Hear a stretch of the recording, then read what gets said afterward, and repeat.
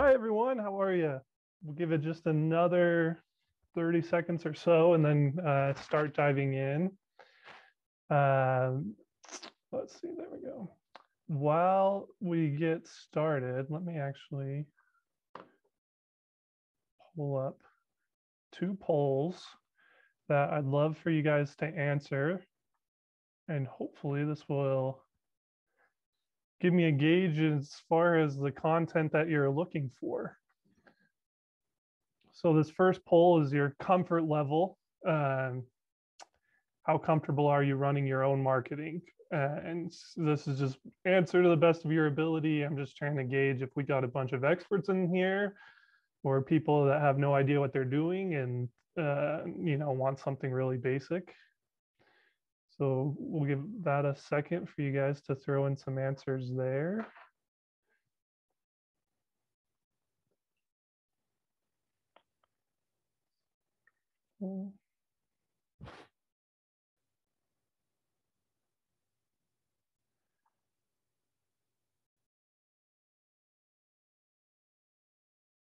Okay. And then we'll end that one somewhat comfortable. Okay, cool. And the next one that I want to run, let's close that. Not there. Is just your marketing knowledge.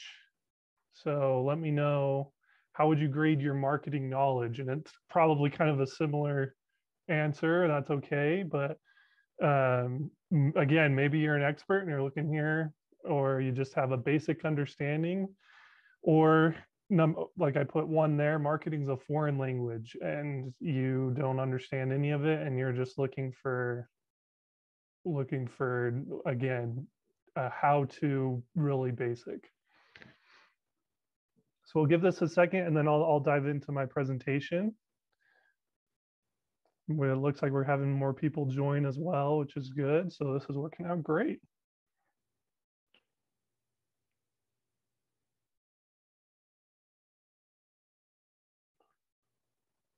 And it looks like the answers are kind of in the same realm of a basic understanding. You know some stuff, looking to improve, trying to find some resources, things like that. While we're at it, I'll be going through this presentation, and you guys feel free to send in any questions that you have throughout, and it can be completely off topic. I don't care. I'm here to help you guys more than just spit what I thought you wanted to know. I'd rather answer your questions directly about what you want to know. So feel free to submit any questions and I'll try and get to those either throughout the presentation or at the very end. But I'll go ahead and get started. And again, marketing strategies, we're going to just go over some tips and tricks for small business owners to help improve your marketing approach. Again, just a quick disclaimer that this is general information. We're not liable to anything. We're just here trying to help. I assume most of you are familiar with Mazuma. We are a tax and accounting firm. That said, we still need to practice good marketing principles to help grow our business. And our focus is our overall goal is for you to succeed as a small business owner. And part of that is having a good marketing strategy. So my name is Jake. I am the digital marketing manager here at Mazuma, and I want to share with you some strategies that we've used and some strategies I've used in the past that will help you as a small business owner hopefully round out your small business marketing strategy and hopefully get something that will help you grow your business along the way. So the first thing I want to touch on is the marketing funnel, which if we go here, you kind of look at it like an upside down triangle, right? So imagine your target market or your ideal customer. There's this big realm of wherever they are or whatever they're doing, and it's all over the place. And your goal is to try and narrow it down so they know you as an option and decide to work with you. So the first part of it is awareness. You need people to even know you exist. Then they need to be interested in working with you. That can include any aspect as far as maybe it's your pricing or maybe it's the specific package that you offer. Then consideration. At that point, they've probably narrowed it down to 4 or 5 people, and you're one of those, and you need to figure out a way to get them to choose you and convert over anyone else. So a few examples here. Awareness, maybe a billboard on the freeway, right? People aren't gonna instantly turn off and come visit unless maybe you're a restaurant, something like that. But awareness, they see the billboard and suddenly they know your name. Interest, again, maybe it's a flyer that they see and they hold on to it because they're like, okay, this might be something that I'm gonna use in the future. Consideration, maybe that's where you hit them with a Google or a Facebook ad with a unique discount. And from that point on, they call you, and then it's on you to turn them into a sale, right? So just to imagine again, when you're doing your marketing approach, there's this giant funnel of people, and you're trying to narrow it down to the people that will actually want to work with you. So here we're going to talk about some keys to a good marketing strategy to help you round out that funnel and get people converting to you. The very first and probably most important is research. And research can include a lot of elements, but one of them that I included here is, what are competitors in your industry doing to market themselves? So if you are a landscaper, I would suggest Googling landscaper near me or something like that, and then looking at what the other landscapers are doing in your area. What's on their website? What things are they promoting? Do they have flyers? Do they have billboards? Do they have a truck with their name plastered all over it, right? Research can also, I know we might overthink this sometimes, but research can be as simple as marketing practices for blank and then type your industry. People have written plenty of blogs about restaurants, landscaper, e-commerce, you name it, whatever it is. Someone's probably already written about the best marketing strategies for that business. There's no shame in just Googling that and finding out what's happening there, right? So do some research, see what other people are doing. If they're doing it and they seem to be doing well, copy it. In all honesty, I've told people this in the past before. Approaches that I've taken is finding out what other accounting and tax and accounting firms are doing. And then I just find a way to either make it our own or do it better. But if they're doing that, there's a reason it probably works. So just copy it and do it yourself. Define your audience. Again, this is an important principle where, let's say you have a dentist office. Well, are you a family dentist that's going to try and get a lot of kids in the office? Because then your marketing strategy is going to be very friendly, maybe a little goofier, softer tone. Or maybe you're a dentist that's trying to get rich people in and you don't want tons of kids in your office. You're going to change your approach that way, right? So who are the people that you want working with you? Who are the people that want your product?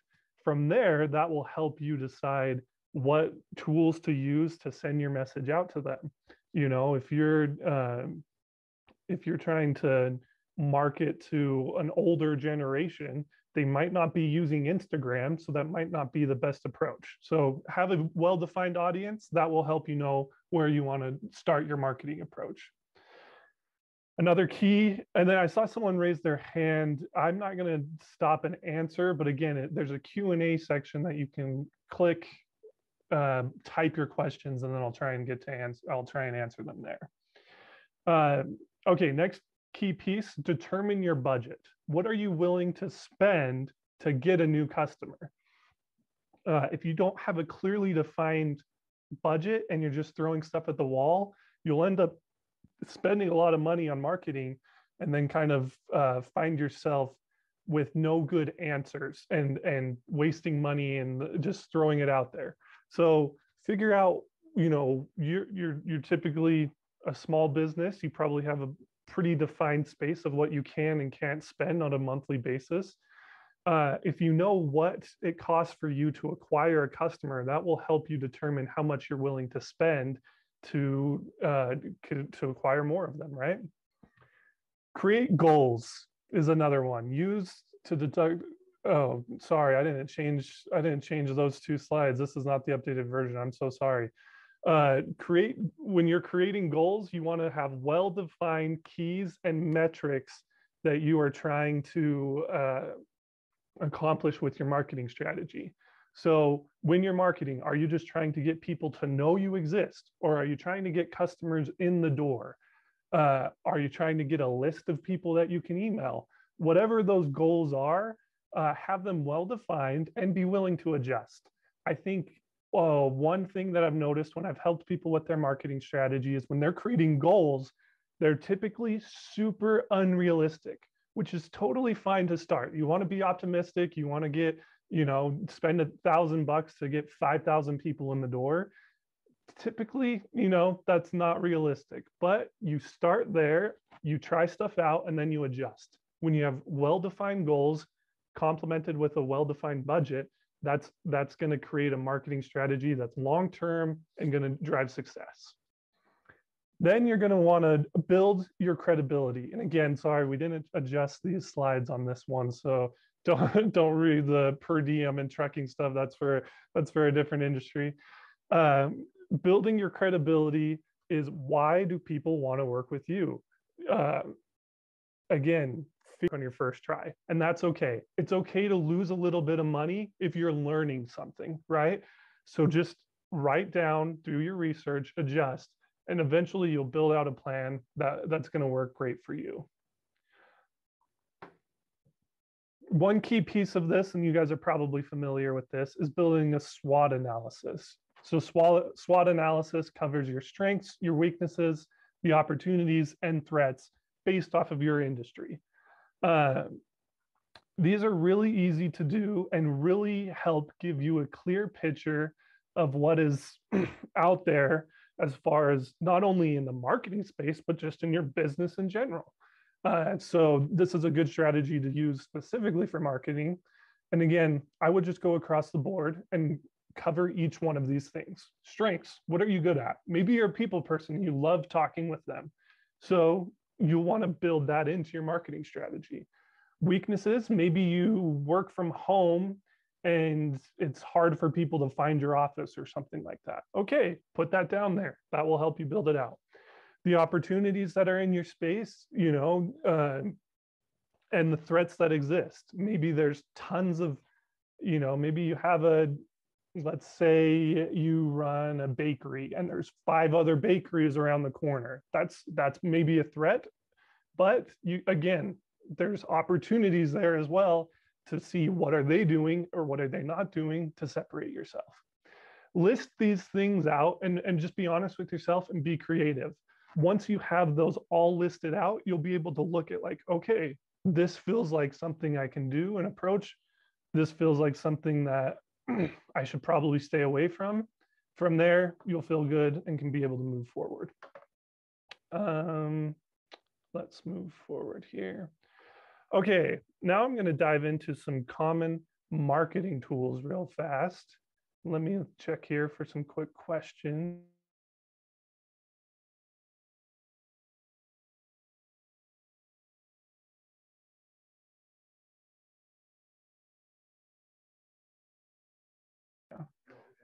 Okay, sorry about that. Okay, common marketing tools. Let's dive into the, oh gosh. I see what you're saying. Okay, hold on right here. Let me just.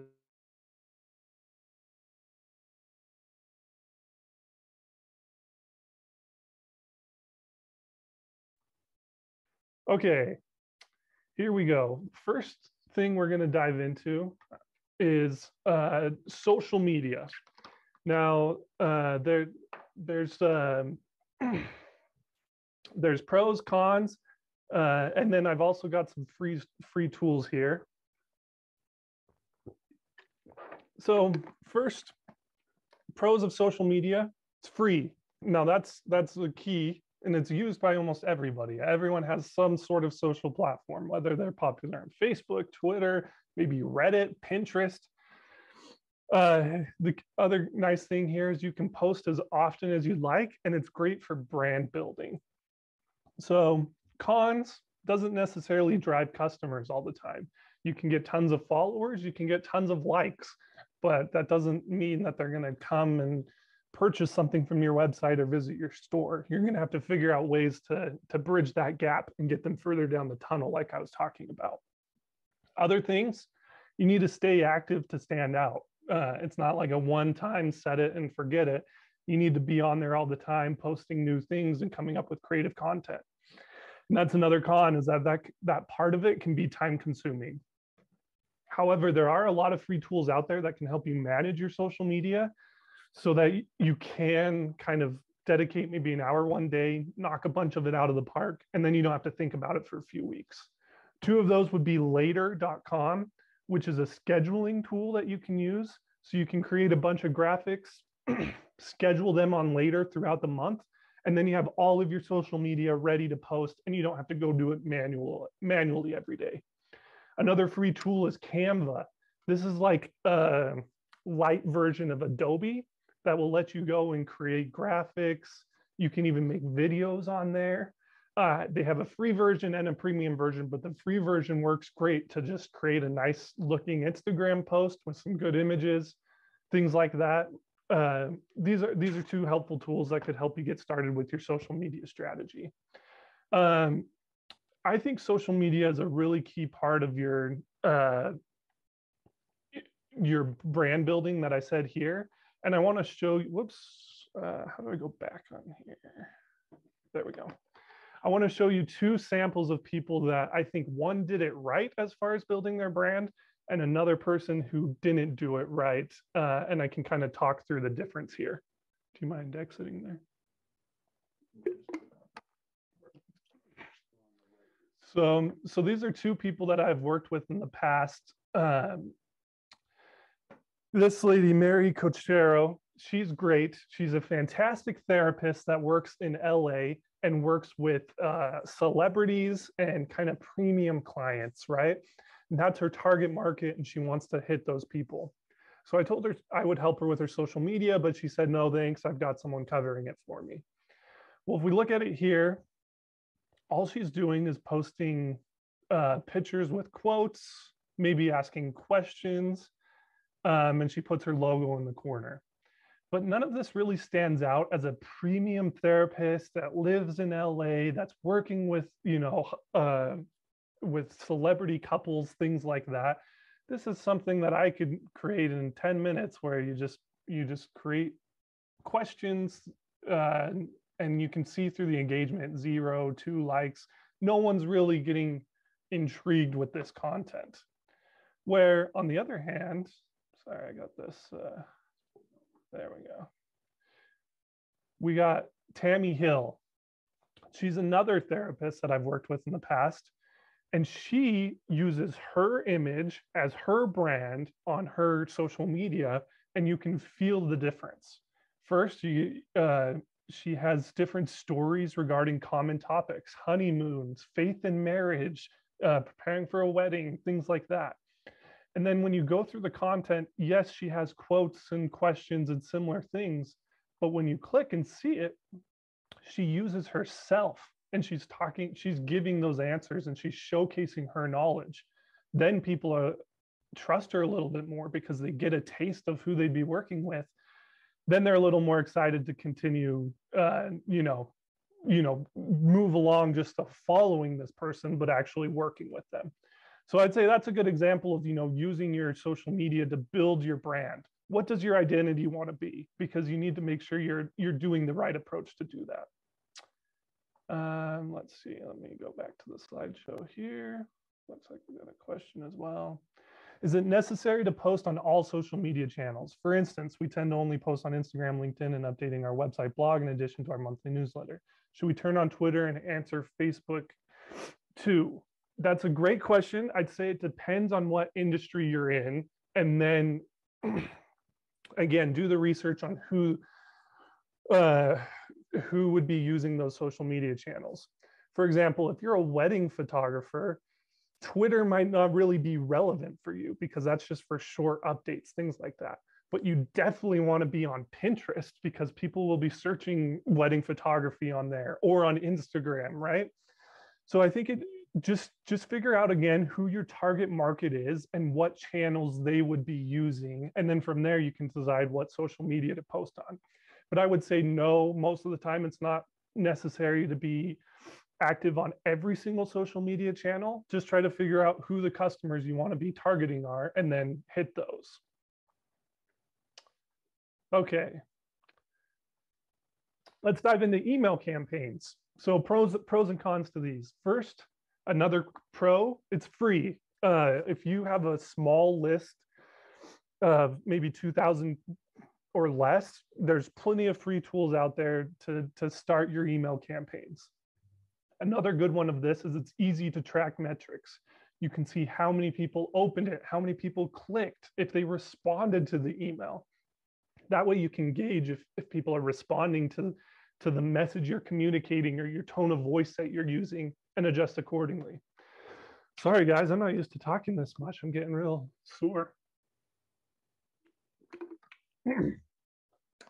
Cons, sometimes if you don't do it right, you can be sent to spam and then you lose your chance to talk to that person again. It also can take time to learn effective strategies. And if you want to be reaching a new audience, it's kind of hard to do through email campaigns unless you're paying to buy a list of people, which again is kind of a risky choice. But if you're willing to test the waters, can be really worth it. A free tool you've probably heard of is MailChimp.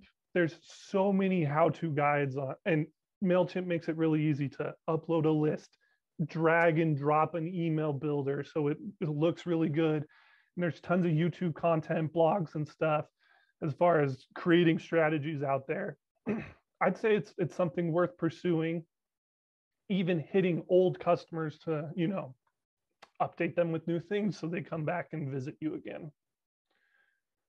Okay, SEO. And again, any questions on any of these topics, feel free to just spit out any questions while we're going through it.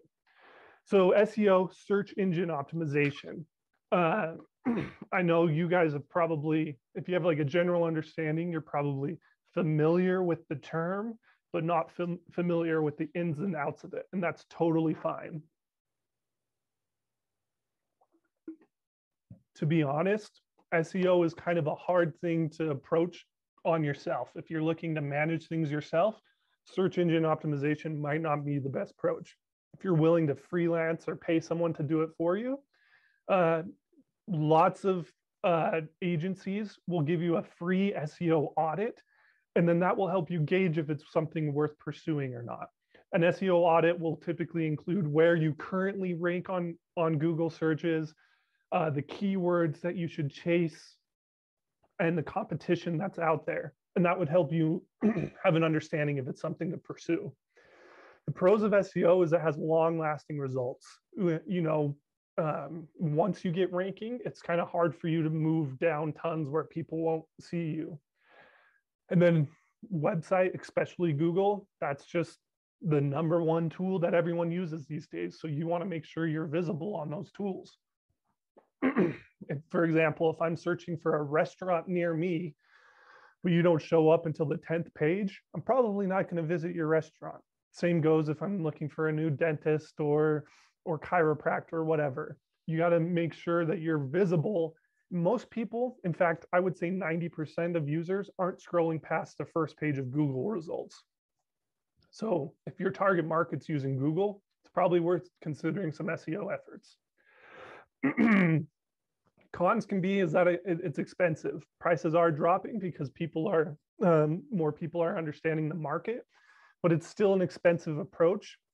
It can take time to see results. If you're in a competitive industry, it can take maybe 2 years before your blogs or your page are showing up on the first page of Google results. So you need to ask yourself, you know, as your business, are you willing to invest 2 years of money in the long term, or is that not something that your business can afford right now? And again, lots of competition out there. You're competing against other people who are also paying for SEO. So if you're not sure what you're doing and you're kind of throwing stuff at the wall, again, might not be worth it. Paid advertising. So pros, quick, easy to track results, guaranteed visibility. If you're paying for for Google ads or Facebook ads, people are going to see it. And the nice thing is you're only paying for results. Now, those results can vary, right? A click doesn't necessarily mean a customer. It just means someone clicked on your ad. That said, you're only paying for people who have shown interest in your ad. So if it's well built, then it's worth your time. This has been my number one approach here at Mazuma. I have been in charge of our Google and Facebook ads. And I can tell you, our Google ads have been a fantastic source of driving new customers to our website. And then I'll run Facebook ads to kind of retarget those website visitors. And so between the two, we're hitting people with our message. And actually, that's a good point that I want to hit while we're talking about this. You'll want to try lots of things and try and hit your customer with lots of different messages. When I worked in sales, the common thing that we would always hit home is that it takes 7 points of contact for the typical lead to turn into a close. And so the same approach goes with marketing. They're not going to just see your ad one time and say, oh, yep, that's what I want, and then click. You're going to need to message them, email them, find ways to hit them on social media, kind of have a combination of all these things, and that will help drive real results. Going back to the paid advertising approach, it can be expensive. And again, lots of competition in most industries. And unlike SEO, ads will stop showing once you stop paying. So you have to commit to your budget and you have to keep paying. But again, maybe if you spend $20 to get a client and your typical client spends $25, it might be worth it for you. Make that $5 gap, build off of that, improve it. Who knows? Again, it depends on each industry, which is hard, again, to cover everything in a topic like this, but I'll talk about ways that I can help you in your business specifically later. Another nice thing about paid advertising approaches is there are a lot of free tools out there. Facebook and Google both have online courses that are 100% free that teach you how to run ads, how to have the best strategies. And I've noticed, because people haven't been using these tools as often lately, they're even letting you have free consultation with experts from both Facebook and Google to help you build out the right approach. So I would recommend looking at, again, it's Facebook. If you just search, learn how to do Facebook ads, learn how to do Google ads, the Google and Facebook both have resources that will teach you how to kind of at least do these on your own. Or, again, lots of digital marketing agencies out there that could help you with this type of stuff. Another question here real fast. Is it possible to have successful marketing without paid advertisement? I don't know what is a realistic marketing advertising budget for us, a staffing firm. Yes, it is possible. I guess it depends on your definition of success. For example, us at Mazuma, we're trying to reach hundreds of clients, and we're not going to be able to do that without paying a premium. If there was an easy solution, a free solution out there, someone else would have found it and beat us to the punch, and it would, it would make, I guess it would make everyone's lives a lot easier. Unfortunately, that's just not how things work. And I think all of us who've worked as small business owners know that, right? Is things just don't come as easily as we'd hope. And so the same goes with a marketing strategy. You can try and build a marketing strategy and limit your paid budget so that you're only using free tools and see what results happen. I would argue that you're going to spend too much time doing that it will take away from all the other aspects of running your business, that it might not be worth it. Where you pay a little bit of a premium, it's probably gonna be worth the risk, I would say. Stay with us though. I'll talk about ways that I can help with your specific industry. Let's see here. Okay, so I just went over some common marketing strategies, but obviously there's tons of things you can do. Referrals, use your current customers to find new ones. Once referrals become clients, they help spread the word. You can offer incentives like a gift card or discounted service. That way it's kind of a free approach, right? You instead of paying up front, you're paying on the back end. Excuse me. Partnerships. Find others who are working in the same industry as you. You can come up with ways to mutually benefit each other. That's been another aspect of my my job here. Is I've been working with insurance agencies that are trying to recruit insurance agents to come work with them. Well, I partner with them and say, hey, we'll give you guys discounted accounting services if we become your preferred accounting partner. That way it's a win-win. They have another sell to all the insurance agents, and then we have a new market of people we can approach. If you create creative ideas like this, you'll be able to find, again, possibly free approaches to help you build out a good strategy. Conventions. Maybe you're like a locksmith. There happens to be locksmith conventions that you can go and learn what other people are doing. And or you can, again, something with us, we would go to that type of convention and say, hey, this is what we offer. See if it's something you're interested. Find where your target market would be. And these can be costly, but it also allows you to market yourself to a large audience. And then another aspect of marketing is networking. Attend events, get your name out there. And a key to this is don't only think about how others can help you, but think about how you can help them. Kind of goes on the same realm of this partnership talk. When you're doing it that way, people will be interested in working with you, trust you a little bit more, and networking will produce more results. These are all just ideas, but like it says at the bottom, be creative. The only bad strategy is not having one. And if you're using a SWOT and kind of analyzing your strengths and weaknesses, I think you'll be able to come up with some unique ideas to get your message out there, get your brand out there, and find new customers. We got a few more questions here. Let me go through these. Thank you for your thought. I appreciate it. No, thank you for asking questions. Here, I'll be dealing in Social Security representation like an attorney. Is it appropriate to list pricing on our website or leave it off? Any competitors I've researched don't, so I'm assuming it should be okay not to, but wanted your thoughts on this. Great sample there. If you're looking at what your competitors are doing, I typically try and copy them. Again, this sounds almost lazy, but it's just a smart approach. What are the other people doing? Find a way to copy it and do it better. If you're comfortable, test it. Put your price. That's something I should have made a slide for as well. A/B testing. So maybe for a month, put your pricing on your website and then compare how many people call or request more information versus when it's not on the website. If tons more people engage, people probably appreciate the fact that your pricing is listed.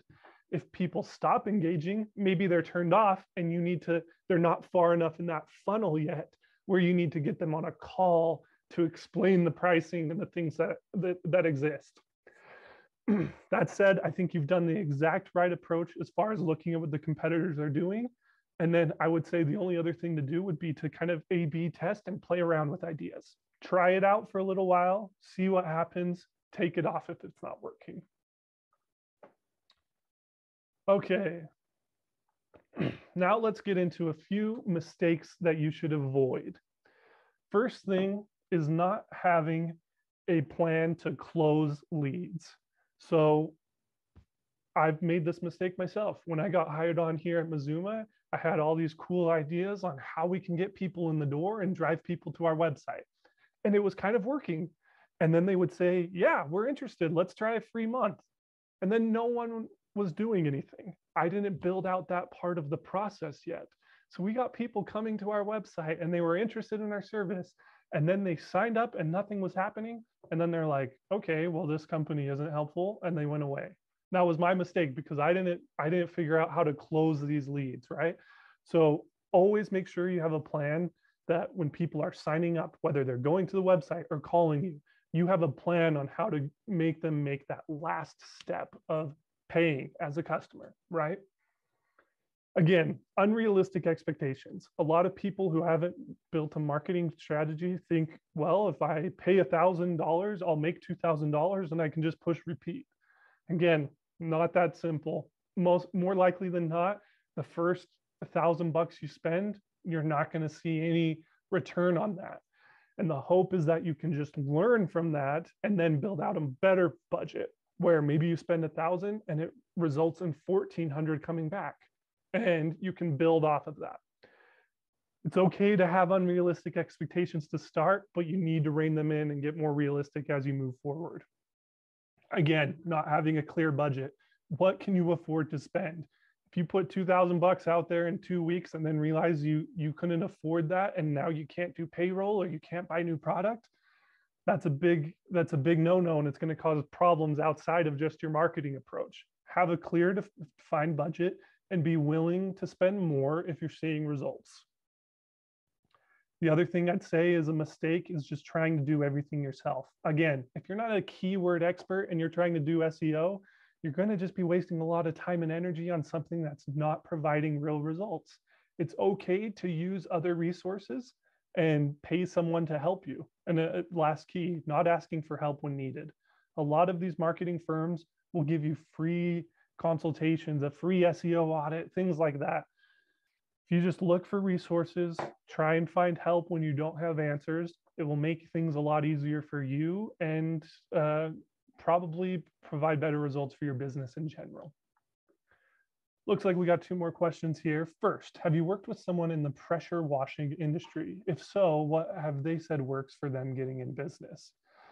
Pressure washing specifically, no, but I would say this would be approach. Let's just use pressure washing as a sample, and hopefully this applies to other people listening as well.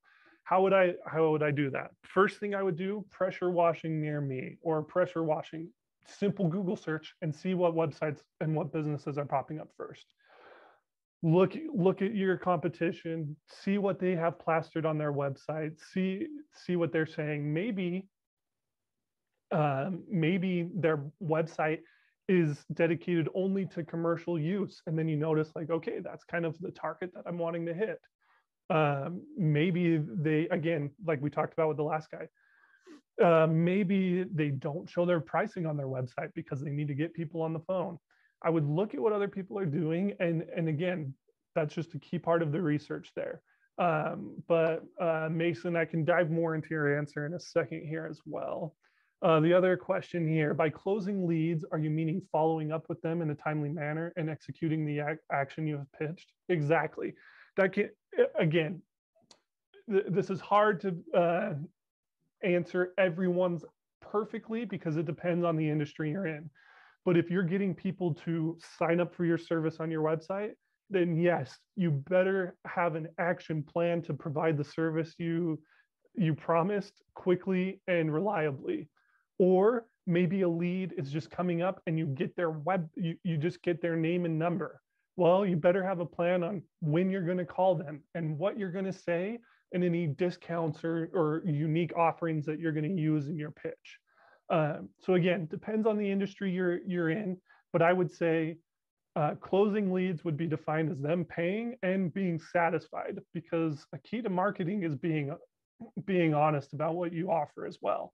You want people to feel like this is what they told me they do and they did it. I like this. So hopefully that gives you a better approach, because again, one key piece of marketing is being a good business and being honest, because then that opens doors for people to come refer to you or want to work with you. If your marketing approach is dishonest and you're just getting people in the door and they're one-time clients and mad at you, not going to last for a long time. Okay, so this is kind of what I was getting at here. I am happy to provide a free marketing consultation to anybody that signed up and that's interested. All you got to do is email me, tell me a little bit about your business, what you are looking for in your marketing needs, things like that. And that will help me prepare for our phone call. I'm happy to hop on a call with all of you, anyone that's interested, and just discuss the ideas, things that can help your business. Because again, here at Mazuma, while our key service is bookkeeping and taxes, we want to just help you succeed. And we've decided this can be a key piece of this.